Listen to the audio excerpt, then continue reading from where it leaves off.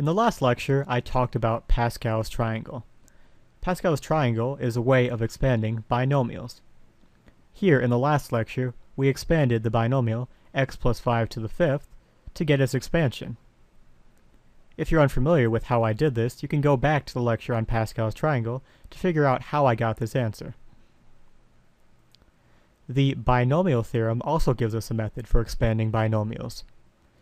It is this whole complicated thing here.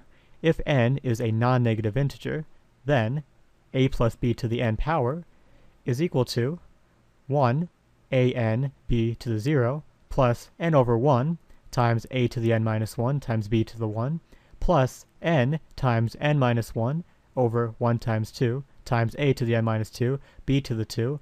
And I could go on and on explaining this whole thing to you, but looking at it, it looks really confusing. So I'm actually going to show you an example of how we use this thing to expand a binomial, and hopefully it won't be that complicated. So here we have all of these different parts.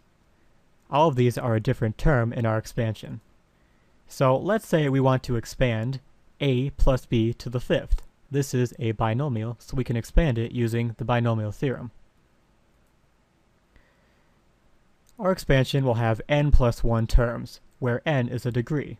Because we have a degree of 5, we're going to have 6 terms. Term 1, 2, 3, 4, 5, and 6.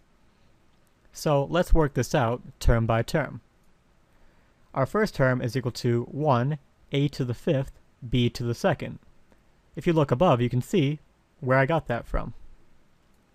Our next term is equal to 5 over 1 times a to the 5 minus 1 times b to the 1. Again, you can see where I got that from. This simplifies to 5a to the fourth, b to the first. Now we do the next term. That's equal to 5 times 5 minus 1 divided by 1 times 2 times a to the 5 minus 2 times b to the second. That simplifies to 10 a to the third, b to the second. Then we find the next term. 5 times 5 minus 1 times 5 minus 2 divided by 1 times 2 times 3 times a to the 5 minus 3 times b to the 3. This simplifies to 10 times a squared times b to the third. Now we do it again. 5 times 5 minus 1 times 5 minus 2 times 5 minus 3 all over 1 times 2 times 3 times 4 times a to the 5 minus 1 times b to the fourth. This gives us 5 times a to the 1 times b to the fourth. And finally, we can add on our final term, which is just 1 times a to the 0 times b to the fifth. We can simplify this and get our final answer.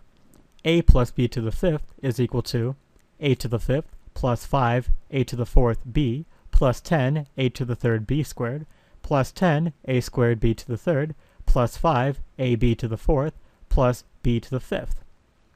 And now, while it looked kind of complicated to begin with, we've used the binomial theorem to expand our binomial a plus 5 to the fifth.